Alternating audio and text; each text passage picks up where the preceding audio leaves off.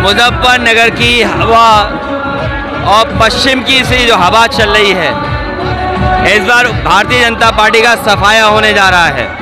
किसान और नौजवान और हर वर्ग के लोग इस बार समाजवादी पार्टी और इंडिया गठबंधन के साथ खड़े दिखाई दे रहे हैं। 10 साल में किसान ने आत्महत्या की है, गरीब बना है देश, बेरोजगारी बढ़ी है, नौकरियां छीनी गई हैं, आरक्षण खत्म हुआ है, बिजली से लेकर के आम चीज़ें महंगी की गई हैं। और ये महंगाई किसी कारण नहीं है, बल्कि भारतीय जनता पार्टी के भ्रष्टाचार के कारण है।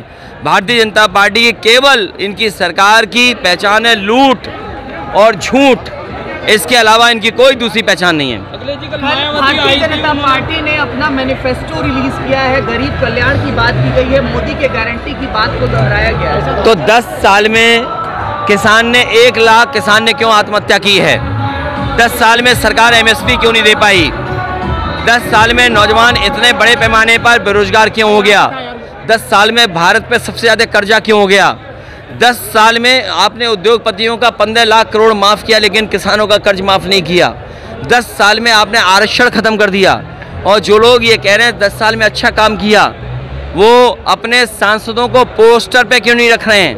जितने भी होर्डिंग पोस्टर हैं, इनके सांसद प्रत्याशी सब गायब हैं। जनता ने मन बना लिया है, जो दिखाई दे रहे हैं वो भी गायब होंगे। विभाजन की बात कही है कि पश्चिम उत्तर प्रदेश को अलग राज्य बनाएंगे। वो वोट के लिए किसी से भी मिल जाएंगी, कुछ भी कह सकती हैं। अतीक अहमद आज आपने नया नारा दिया है कि रोजगार नहीं मिलेगा तो शादी भी नहीं होगी। ना, ये पुराना नारा है और ये बीजेपी को बताना चाहिए कि पिछले 10 साल में क्या कारण है। सबसे ज़्यादा बेरोजगारी है, सबसे ज़्यादा नौकरी है। आप नौकरी आउटसोर्स पे कर रहे हैं, नौकरी कर नहीं रहे। 10 परीक्षाएं कोई पेपर लीक हुए, जहां पेपर लीक हुआ वहां बीजेपी की सरकार है, और जिन्होंने पेपर लीक किया वो बीजेपी के लोग हैं। जो सरकार परीक्षा करा रही थी वो बीजेपी की सरकार थी। आप बताइए इनके पास जवाब क्या है? 60 लाख बच्चों का भविष्य इन्होंने छीना है, और 60 लाख गुणा 3, 1 करोड़ 80 लाख, 1 करोड़ 80 लाख को भाग देने 80 लोकसभा से, तो एक लोकसभा में 2,25,000 वोट कम हुआ है। इसकी भरपाई इनके पास क्या है? अगले का नारा दिया है बीजेपी ने, क्या कहेंगे? एक लड़ाई में बाकी सब हार रहे हैं बीजेपी के लोग। आज राहुल गांधी और देखा आपने मेरे साथी, जरा पोस्टर देखो, इनके होर्डिंग देखो, इनके प्रत्याशी उस पर गायब हैं कि नहीं हैं? जब प्रत्याशी गायब हैं तो क्या मुजफ्फरनगर की जनता अपनी समस्या लेकर के दिल्ली जाएगी? अखिलेश जी आज 400 हार का नारा भी दिया है आपने कि 400 हार का, इसलिए क्योंकि आप 10 साल के उनके कारण बताएं ना। MSP क्यों नहीं लागू किया? 1000 किसान शहीद हो गए, 3 काले कानून लाना चाहते थे। आप कह रहे किसानों का भंडारण कर रहे हैं हम। बताइए कहाँ भंडारण के लिए इंतज़ाम किया? मुजफ्फरनगर, बिजनौर, सहारनपुर, कहीं बता दीजिए आप। और बिजली इतनी महंगी, यहीं पर बीजेपी के 2 नंबर के नेता ने कहा था बिजली फ्री होगी। क्या किसानों को 10 साल फ्री बिजली मिली है? उनके मीटर लगा दिए गए ट्यूबवेल पे, उनकी बिजली का बिल महंगा देना पड़ रहा है। और ना दिल्ली ने ना यूपी की सरकार ने एक भी बिजली कारखाना बनाया। जो आज मुजफ्फरनगर में फीडर सेपरेशन है और जो 24 घंटे बिजली मिल रही है, वो समाजवादियों की देन है, जिसकी वजह से यहाँ पर 24 घंटे बिजली मिल रही है।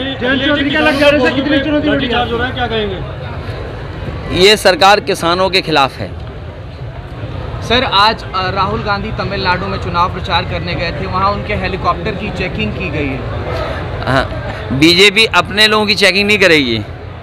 अभी कलकत्ता में सुनने में आया अभिषेक बनर्जी का हेलीकॉप्टर चेक किया। अभी कांग्रेस के नेता और इंडिया गठबंधन के सहयोगी दल के नेता का आपने चेक किया। ठीक है, कोई बात नहीं है, चेक करना ज़रूरी है, लेकिन चेक की मंशा ये नहीं होनी चाहिए, नियत ये नहीं होनी चाहिए किसी को बदनाम करना है। आपने चंदा लिया, आपने वसूली की, एक ही व्यक्ति ने 2 लोगों को पैसा दिया। आज जो महंगाई और भ्रष्टाचार दिख रहा है, ये वसूली के कारण है। जिन कंपनियों से इन्होंने चंदा वसूला है, उन कंपनियों की चीज़ें चंदे से पहले कितनी सस्ती थी और चंदे के बाद कितनी महंगी, आप उसी से अंदाज़ा लगा सकते हैं। ऐसी भी खबर निकल करके सामने आ रही है कि आप और राहुल गांधी एक साझा प्रेस कॉन्फ्रेंस कर सकते हैं। हम लोग लोगों को बढ़ाते हैं, लोगों को साथ लेके सम्मान देते हैं। ये किसी को भूलना नहीं चाहिए कि समाजवादी पार्टी हमेशा साथ लेती है, सम्मान देती है और बढ़ाने का काम करती है। अगर किसी ने चौधरी चरण सिंह जी की विरासत को आगे बढ़ाने का काम किया हो, चाहे राज्यसभा में, चाहे सीटें दे करके और अपने प्रत्याशी दे करके, तो समाजवादियों ने वो काम करके दिखाया है जिससे उनकी विरासत, उनका नाम आगे बढ़ सके। याकूब कुरैशी है बसपा नेता, उन्होंने अतीक अहमद की मौत का जिम्मेदार आपको बताया। देखिए, ये बीजेपी बुलवा रही है उनसे, ये बीजेपी बुलवा रही है। बीजेपी सब कुछ बुलवाएगी और बीजेपी से कौन मिला हुआ है ये नहीं पता लगता कई बार तो। ठीक है।